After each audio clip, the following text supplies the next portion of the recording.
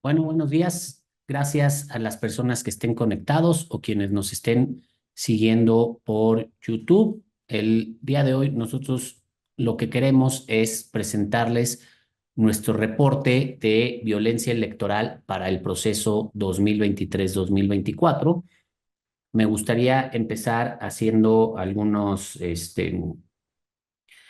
comentarios iniciales. Les vamos a presentar nuestra metodología, los principales hallazgos y algunas conclusiones que advertimos sobre el impacto de la violencia electoral en la elección, el cual no es menor.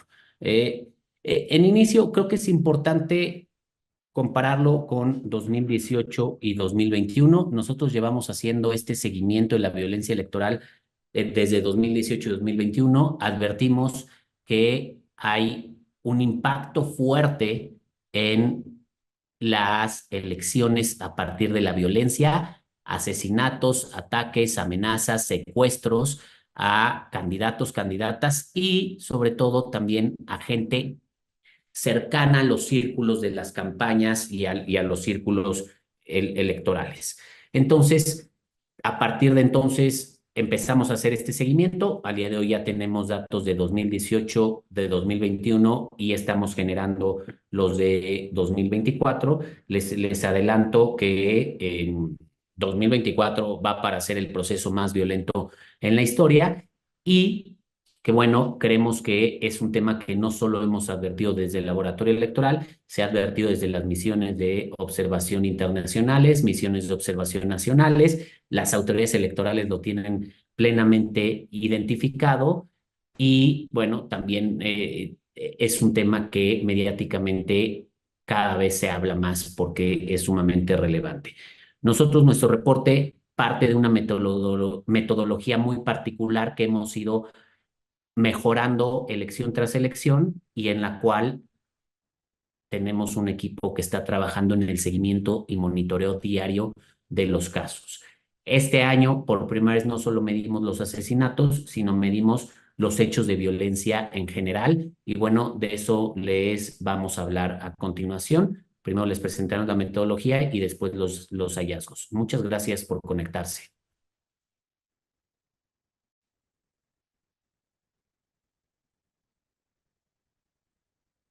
Hola a todas, todos, buenos días.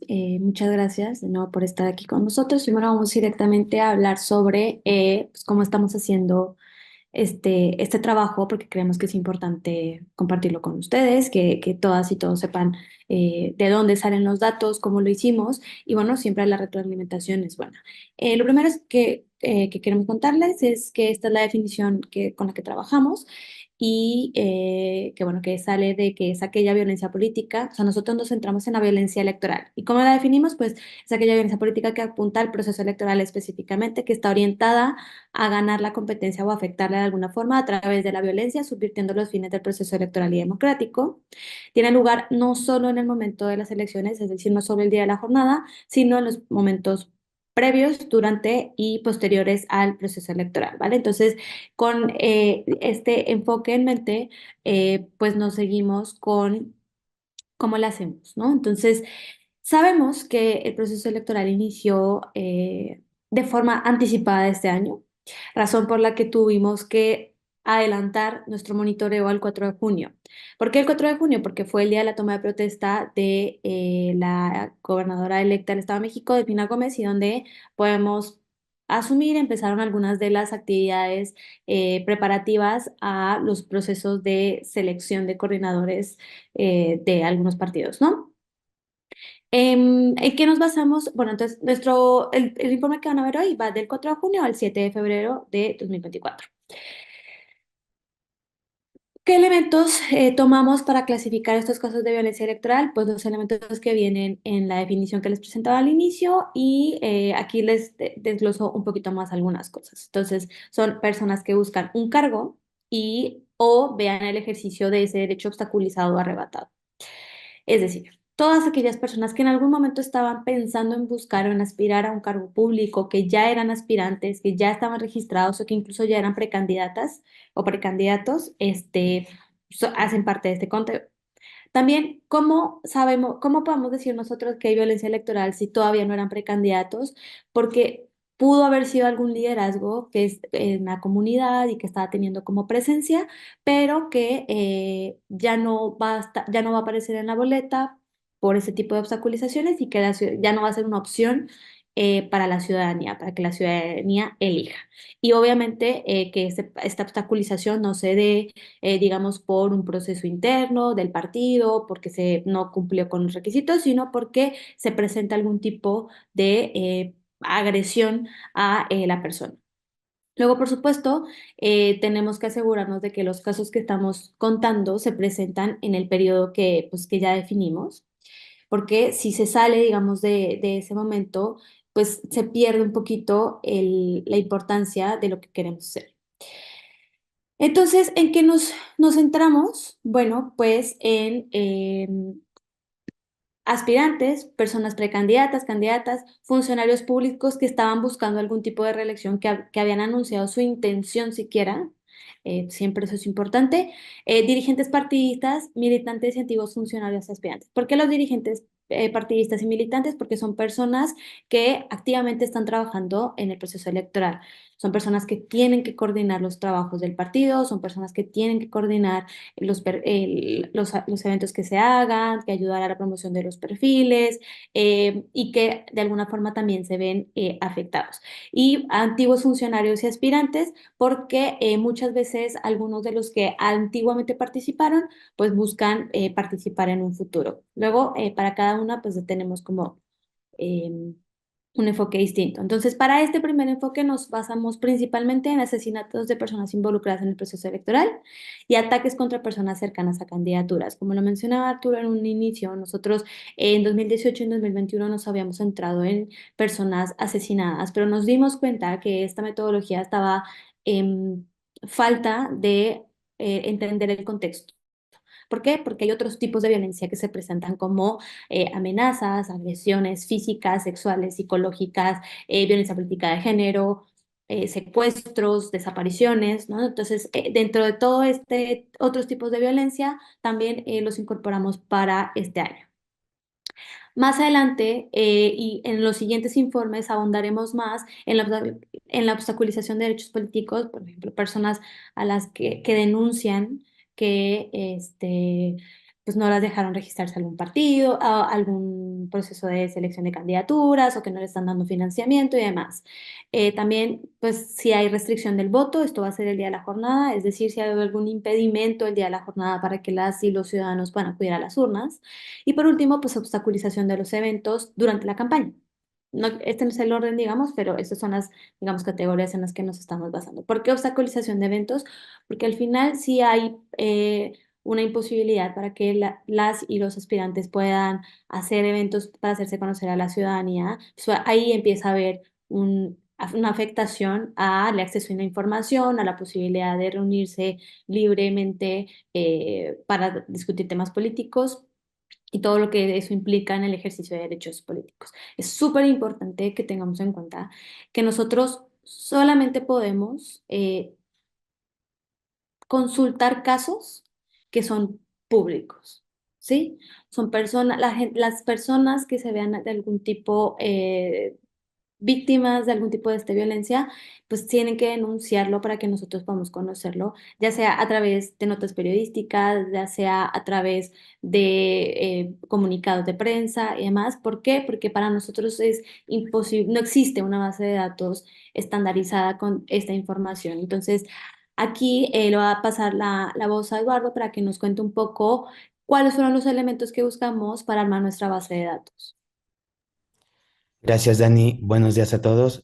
Yo también me sumo al agradecimiento de que estén el día de hoy con nosotros. Y bueno, para la construcción de esta base de datos, para poder nosotros tener un análisis adecuado y profundo, nos enfocamos en recabar los siguientes datos.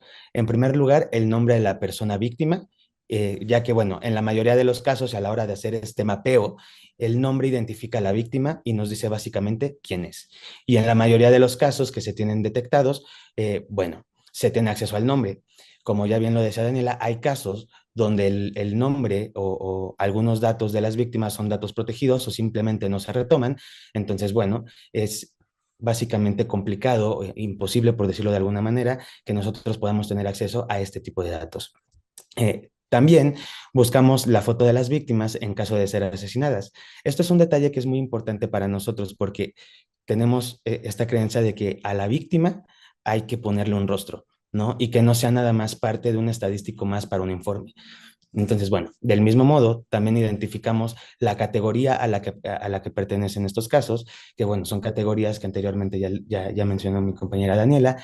Eh, el sexo al que estas personas se identificaban, pertenecían, la afiliación partidista, el estado en el que ocurre el asesinato, esto con la intención de tener un acote geográfico que nos permita identificar dónde existe un mayor foco rojo en términos de violencia electoral, ¿no? El partido también que gobierne en el estado donde ocurre el asesinato, pero también, que eso es algo nuevo que metemos en este informe, el partido que gobierne el municipio o localidad donde ocurre el asesinato, para tener, bueno, también un enfoque del marco político en el cual se presentan pues, estos casos y si existe alguna diferencia entre el partido que gobierna a nivel local versus el partido que gobierna a nivel municipal, ¿no? Uno de los datos también importantes que manejamos aquí es la fecha en la que ocurre el asesinato para, bueno, poder tener básicamente una base de comportamiento de la violencia a través de un periodo de tiempo, a través de una temporalidad. Que bueno, en este caso, como ya bien mencionamos, al ser un proceso electoral que se puede definir como atípico, al anticiparse procesos políticos que no se tenían previstos con anterioridad, pues bueno, es muy importante tenerlo en cuenta. Y como último, tener pues fuentes periodísticas, notas, donde se exponga la noticia en más de dos diferentes notas, esto con la finalidad de tener certeza de lo que se va a informar y en este caso pues evitar todo lo que tiene que ver en relación con las fake news.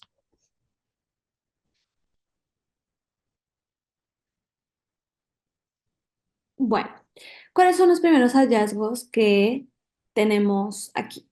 Tenemos 50 casos de violencia electoral, es decir, de personas que sufrieron algún tipo de agresión, de las que mencionaba al inicio. De esas 50 personas que han recibido algún tipo de agresión, 33 personas han sido asesinadas, y 28 hombres, 5 mujeres, y 16 personas de esas 33 eran aspirantes a una candidatura. Estos son los nombres de estas personas. Como les comentaba, todas estas personas las registramos como aspirantes porque en algún momento fueron precandidatas, precandidatos, se habían registrado para un proceso o incluso habían anunciado de alguna forma que iban a buscar algún tipo de cargo. Pero como les contaba, hay otro tipo de agresiones, ¿no? Tenemos atentados, tenemos amenazas y tenemos secuestros y desapariciones. Es importante tener en consideración que, bueno, que aunque los otros tipos de violencia a lo mejor no son tantos los casos, para bien, supongo, em, hay un fenómeno interesante aquí. Aunque son más los hombres que asesinan, el porcentaje de mujeres asesinadas, perdón, que sufren algún otro tipo de violencia es prácticamente igual al de los hombres. Eso no solamente se responde con que pues, las mujeres están participando de forma paritaria, sino que las mujeres están sufriendo agresiones al mismo nivel que los hombres cuando nos referimos a otro tipo de violencia. Aquí también creo que es importante mencionarles que no estamos mencionando casos de violencia política de género porque con base en el análisis que hicimos del registro público que tiene el INE, no encontramos a día de hoy una queja procedente de violencia política de género que afecte a una aspirante o candidata en el proceso. Eso no quiere decir que más adelante no se vayan a generar algún tipo de resoluciones que se aumenten digamos, a este conteo, pero por ahora, digamos, son los números.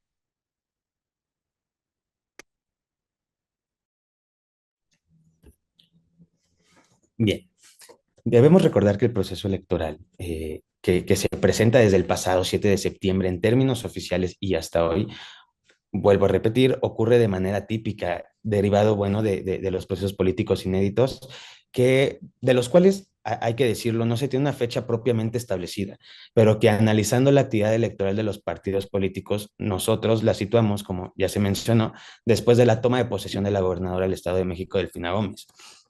Entonces, bueno, esto porque, bueno, partiendo de este concepto y para efectos de este análisis, se consideraron los meses de junio, julio y agosto, y posteriormente de septiembre hasta el mes actual de febrero. Como se puede apreciar en esta gráfica, los picos más altos por violencia electoral que se han presentado, bueno, ocurrieron primeramente en el mes de julio, donde se tiene el registro de 6 casos y que tiene que ver con el periodo de la selección de precandidaturas por parte de los partidos políticos, y el mes de enero, donde se presentaron 9 registros en los términos de violencia electoral que estamos manejando, y bueno, en este sentido ha sucedido como en procesos electorales anteriores, que se hace presente este tipo de violencia al término de las precampañas y en el proceso de la selección de candidaturas por parte de los partidos políticos. Esto, pues bueno, ya se ha convertido en una tendencia y siempre es importante generar análisis a partir de esto. Podemos continuar con la siguiente diapositiva, por favor.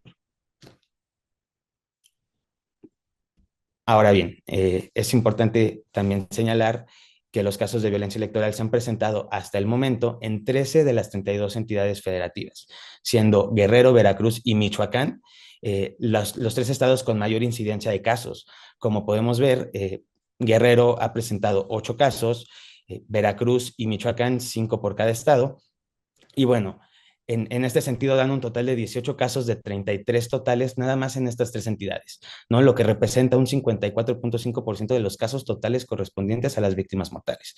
Es un número altísimo para los casos que se han presentado. Y bueno, en otros términos, y creo que es muy importante resaltar, que 28 de las 33 víctimas mortales que se han presentado hasta el momento tenían alguna afiliación partidista. En este sentido, podemos pasar a la siguiente diapositiva, por favor.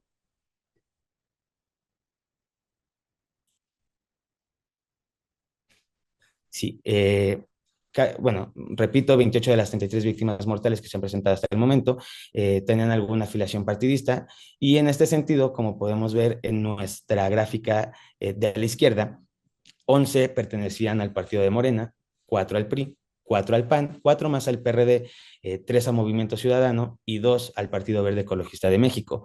Pero si lo acotamos aún más, de las 28 personas que fueron víctimas mortales, 16 se identificaban como aspirantes o como precandidaturas a algún cargo de elección popular para las elecciones de este año.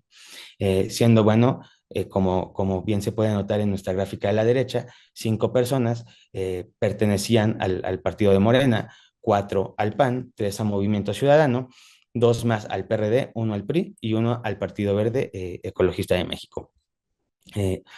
Por otro lado, al comparar como la afiliación partidista de la gubernatura del Estado con la afiliación partidista de las 16 personas que fueron asesinadas, que buscaban un cargo de elección popular, y la afiliación partidista, además del municipio donde ocurre el suceso, nos encontramos que,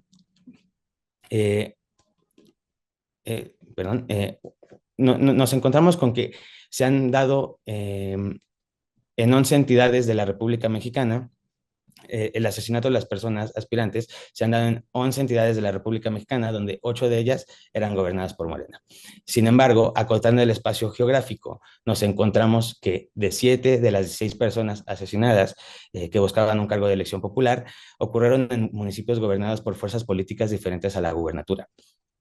Entonces, es importante mencionar también que, al igual que en procesos electorales anteriores, como en 2018, uno de los fenómenos que se observan es que el nivel municipal es el nivel municipal donde se presenta la mayor cantidad de casos de aspirantes asesinados.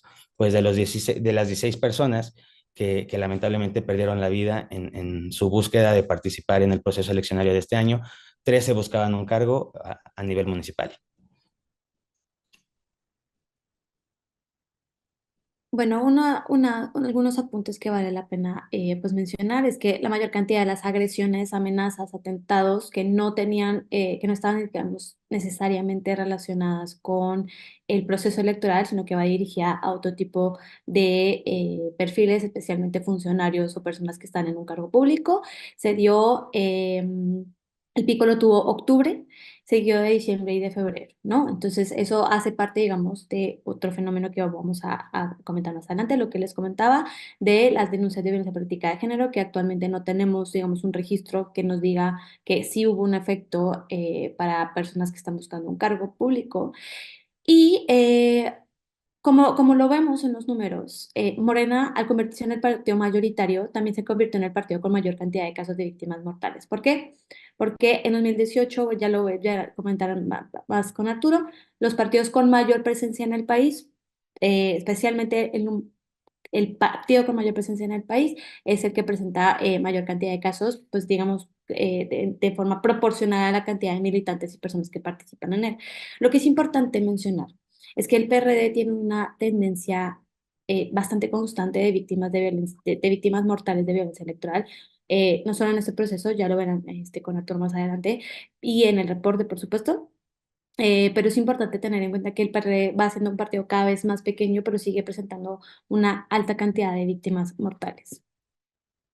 Entonces, ¿qué pasa con la violencia generalizada? O sea, más allá de la violencia electoral, de la violencia que tiene un impacto directo sobre el proceso electoral y sobre la posibilidad de que las personas busquen o no un cargo público, o que la ciudadanía pueda o no votar a una persona. La violencia política no electoral es aquella que podríamos pensar va dirigida a funcionarios públicos, personas que ya están ejerciendo un cargo, personas que ya ganaron la elección y que están viendo imposibilitada su capacidad de ejercerlo. ¿Qué vemos en este tipo de violencia? Pues 41 casos de los que tengamos registros. Seguramente se va a tener que alimentar con otros datos, pero hasta ahora tenemos 41 casos, 30 asesinatos, 6 atentados o ataques armados contra personas que ejercen algún cargo público, 2 amenazas, 2 secuestros y una denuncia de violencia política de género. ¿Dónde se presentan estos casos? En Guerrero. Guerrero tiene una alta cantidad de casos de violencia política no electoral. Y si se suma con los casos de violencia electoral, pues obviamente tenemos 21 casos, ¿no? O sea, ya tenemos una cantidad enorme de casos en Guerrero. Y luego, seguido de estos, ya están Morelos, Puebla, Nuevo León, Oaxaca, Baja California, ¿no? Estas son las entidades en donde se presenta este tipo de casos. ¿Dónde se pueden revisar estos datos con otro enfoque? En los documentos de data cívica, en los documentos de causa en común. Ellos están haciendo un monitoreo de la violencia generalizada. Data cívica se está enfocando en la intromisión del crimen organizado. No está revisando, digamos, temas electorales, es decir, si hay un tipo de pique entre candidaturas o como que se atacan entre ellos y demás, o violencia política o obstaculización de derechos políticos entre partido, no lo está haciendo Data Cívica. Data Cívica se está enfocando en la intromisión del crimen organizado, que tiene mucho que ver con esta parte de violencia política. ¿Ok? ¿Y qué está haciendo Causa en Común? Causa en Común está haciendo un registro de todas las atrocidades y violación a derechos humanos en general que se está dando en el país. Entonces, yo creo que vale la pena que se revisen todos estos informes de la mano para entender el clima de violencia en el que se están realizando las elecciones. Entonces, a continuación, Arturo nos va a hacer un comparativo de lo que pasó en 2018 y en 2021 versus lo que está sucediendo en 2024. Bueno, realmente, a ver, lo que tenemos es que tenemos afortunadamente datos de 2018, 2021 y 2024, y eso nos puede ayudar a entender un poco el fenómeno. Nosotros contabilizamos como asesinatos generales en la violencia electoral al término de las precampañas: 65 en 2018, 32 en 2021 y 26 en 2024. Ojo, si bien parece que hay ha bajado o no es la misma incidencia, creemos que hemos visto una tendencia a la alza, digamos, en las últimas semanas en ese sentido. Y además hay muchos estados, el nivel, como decimos, donde más afectación hay es el municipal, y hay muchos estados que todavía están cerrando sus precampañas a nivel municipal. Nosotros tomamos como parámetros las federales, pero ahí es donde advertimos que hay un alza. Hay que decirlo, nosotros contabilizamos en 2018 en total 145 casos, en 2021 88, y al día de hoy llevamos 50 casos contabilizados, de los cuales 33 son personas asesinadas. También hay que decirlo que muchas veces se advierten con posterioridad algunos casos o advertimos con posterioridad algunos casos por la metodología que tenemos que sí están vinculados a lo electoral. Como funcionamos a partir de la información que es pública, porque no tenemos acceso a la información de seguridad, digamos, si se abre alguna carpeta de investigación en las fiscalías o si se lleva, y como las instancias de seguridad no llevan una estadística especializada de la violencia dentro del proceso electoral con estos vínculos, pues nosotros tenemos que hacer investigaciones y profundizar en esto y a veces nos toma más tiempo advertir que sí están vinculados a los temas, al proceso electoral o a los temas electorales. Ahora, en este sentido, lo que vemos es este total de casos. Como decimos, no advertimos tampoco que hay ninguna tendencia partidista. Es decir, desde luego el partido mayoritario lleva más casos, sin duda. Por ejemplo, en 2021 nos llamó la atención que Movimiento Ciudadano, que era un partido que iba en crecimiento, tuvo bastantes casos. Eso fue llamar la atención. Ya lo señaló Daniela, creemos que el PRD, a pesar de que es un partido que ha perdido, digamos, capital político, se ha ido haciendo más chico, pues también tiene un número importante de casos en, en todos los procesos, digamos, mantiene una cierta línea, pero tampoco advertimos que hay una tendencia clara, ¿no? En 2018, pues sin duda el partido mayoritario que gobernaba a nivel federal y demás era el PRI y tuvo el mayor número de casos. Ahora es Morena y es el que tiene el mayor número de casos, pero se distribuye. Sí advertimos que hay estados en donde la incidencia es mayor. Y en este caso, Guerrero ha sido una constante, Veracruz también ha sido una constante de esta forma y pues bueno, hay que poner foco en esas elecciones. Hay que decirlo, haciendo un análisis en el reporte final, seguramente daremos cuenta, hemos visto que hay lugares en donde incluso no se pueden llevar a cabo elecciones por la violencia electoral. Chiapas es uno de ellos, en donde continuamente hay elecciones que están imposibilitadas para llevarse a cabo. En 2021 en Nayarit hubo un municipio y bueno, ahí se tiene que hacer como una búsqueda muy detallada de qué es lo que tendríamos de cuáles son las zonas para generar un mapa de riesgos, que eso lo haremos más hacia el final, pero sí advertimos cierta incidencia en algunos estados y cierta incidencia respecto de los partidos políticos. Vamos generando estas conclusiones. La siguiente. Ahora, ¿cuáles son en este sentido las consecuencias para la elección? ¿O qué podemos decir que cómo impacta en la elección? Bueno, sin duda es un tema que ha ido siendo creciente de 2018 a la fecha y que se ha ido advirtiendo. No es que antes no existiera, sino probablemente es que no fuera tan visible. Nosotros no tenemos datos y hemos encontrado pocos datos de lo ocurrido antes de 2018. Como decíamos, no se advertía como un fenómeno particular, sino parte de los fenómenos de inseguridad propios del país que nunca han sido ajenos. Hoy en día ya empieza a haber datos, ya lo señaló Dani, no somos los únicos que lo hacemos. Nosotros tenemos nuestra propia metodología y esta la hemos ido depurando y la hemos ido ampliando, pero creo que ya es importante que haya datos.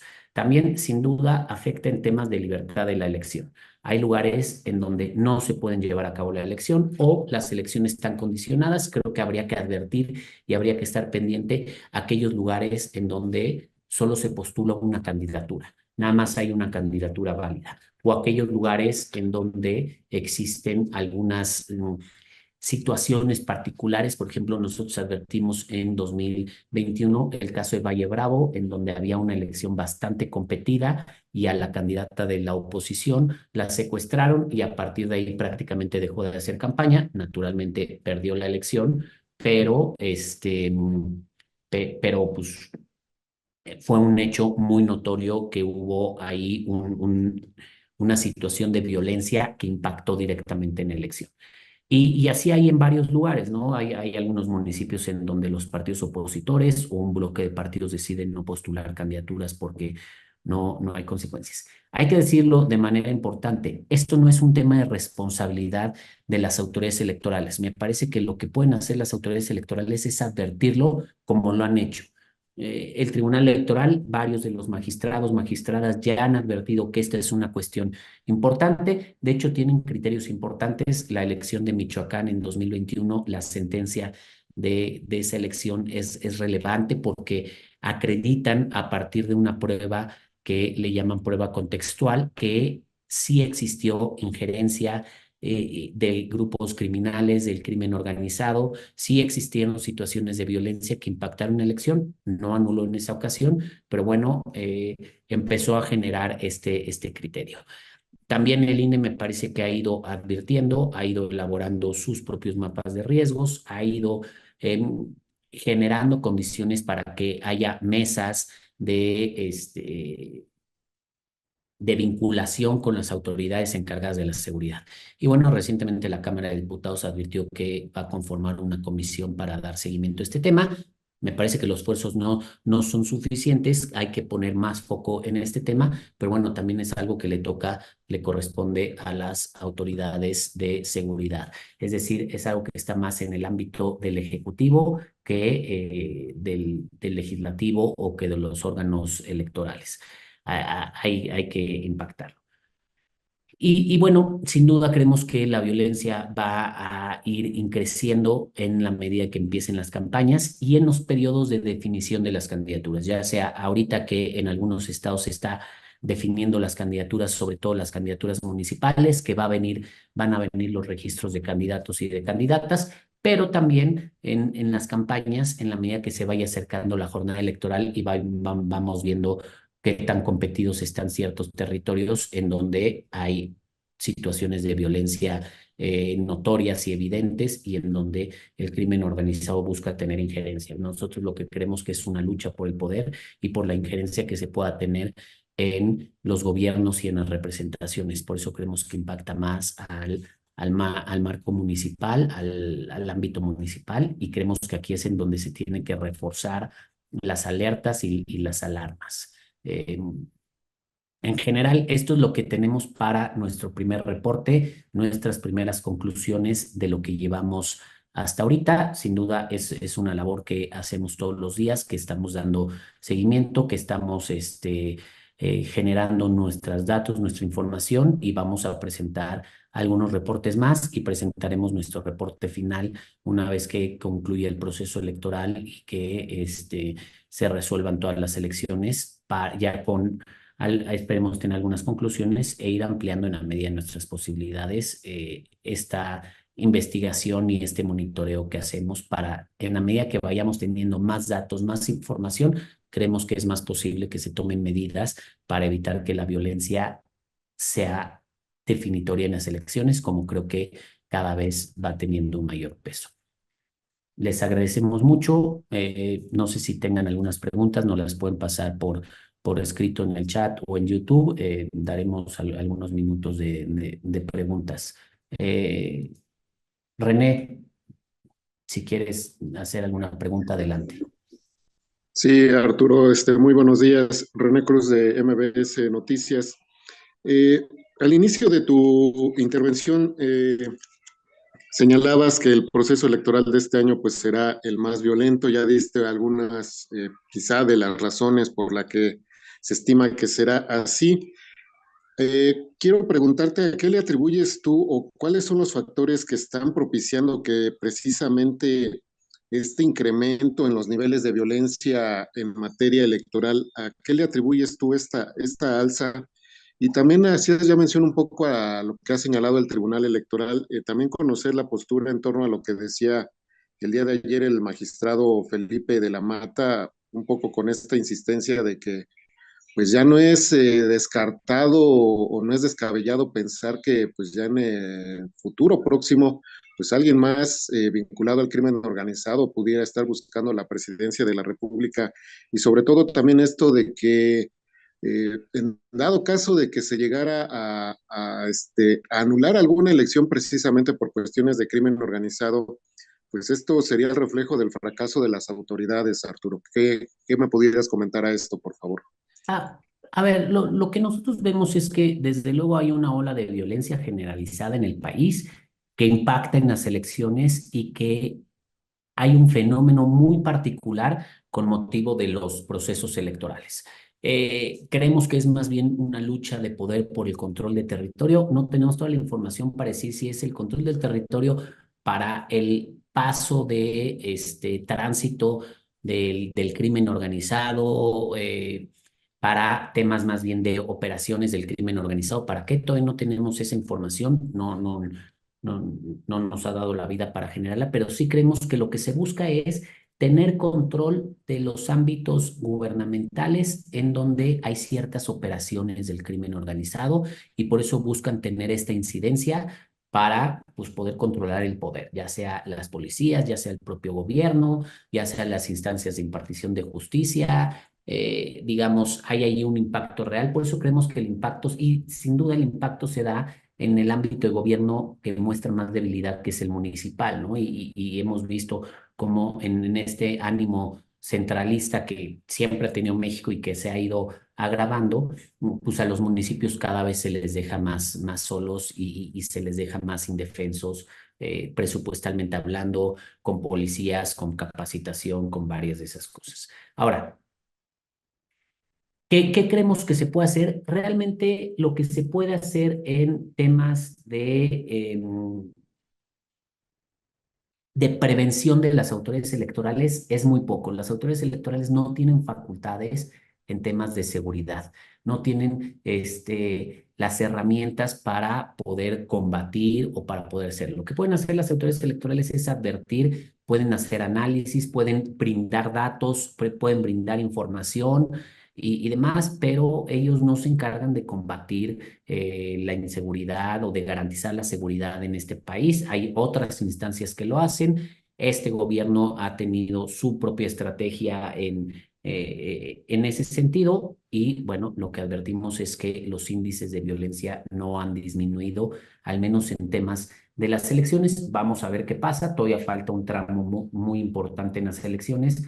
Falta el tramo de los registros de las candidaturas y de las campañas que muestran una tendencia en que hay un recrudecimiento de la violencia en ese sentido.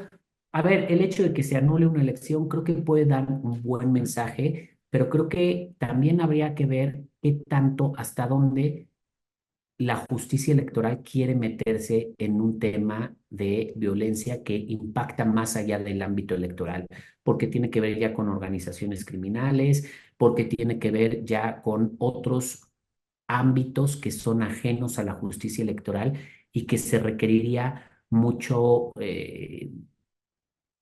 me parece que yo no sé si el Tribunal Electoral tenga esa capacidad. Creo que una de las cosas que falta en este tema es el información, datos, análisis que hace falta. Los expertos en seguridad creo que conocen el tema desde el punto de vista de la seguridad, pero el fenómeno particular, o sea, nosotros lo que queremos es visibilizar un fenómeno de manera particular que se da en las elecciones respecto de quienes participan en las elecciones.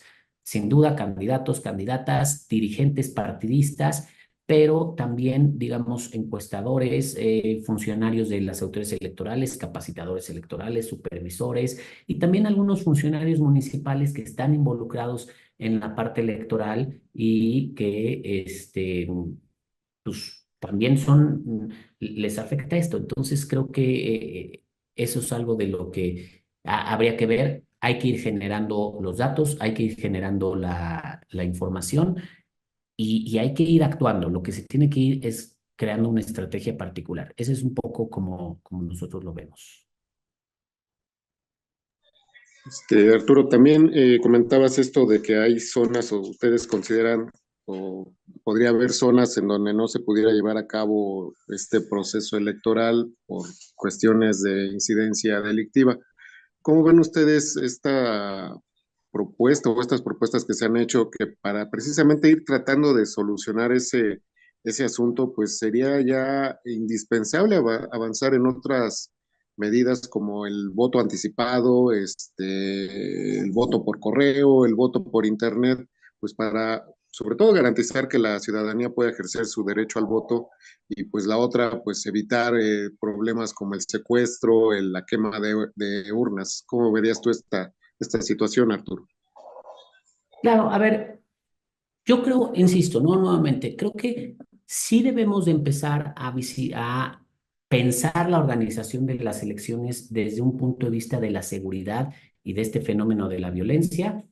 Creo que se tienen que tomar medidas diferentes, pero insisto, creo que necesitamos más datos. Por ejemplo, nosotros hemos advertido que en las sentencias hay información muy valiosa respecto a temas de violencia.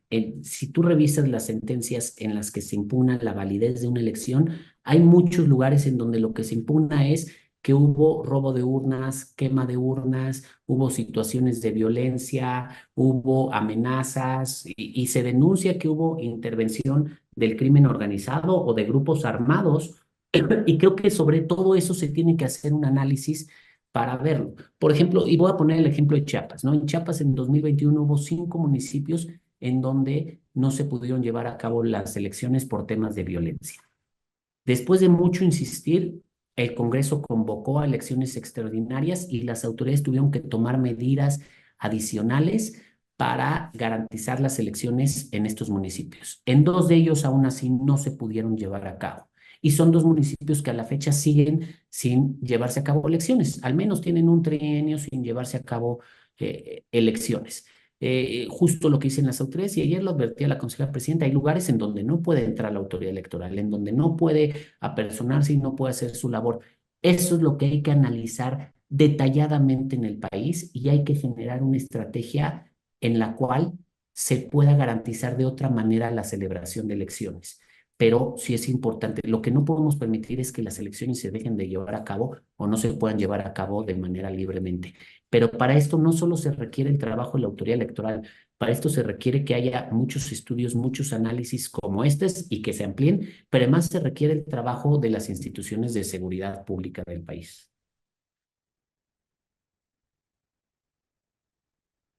Perfecto. No sé si alguien más tenga alguna pregunta y si no, pues en un momento les haríamos llegar, va a salir publicado, digamos, el reporte en unos minutos en nuestras redes sociales y a nuestra lista de difusión de periodistas también se les hará llegar mismo.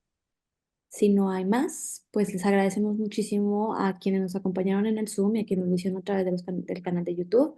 Em, el trabajo de las y los periodistas es fundamental para lo que estamos haciendo en el laboratorio electoral. Sin la fuente periodística no podríamos haber hecho más de la mitad del trabajo que ustedes van a ver. Entonces, pues lo debemos también a su valentía y a pues, el reporte que hacen. Muchísimas gracias a todas y a todos y que tengan un buen viernes.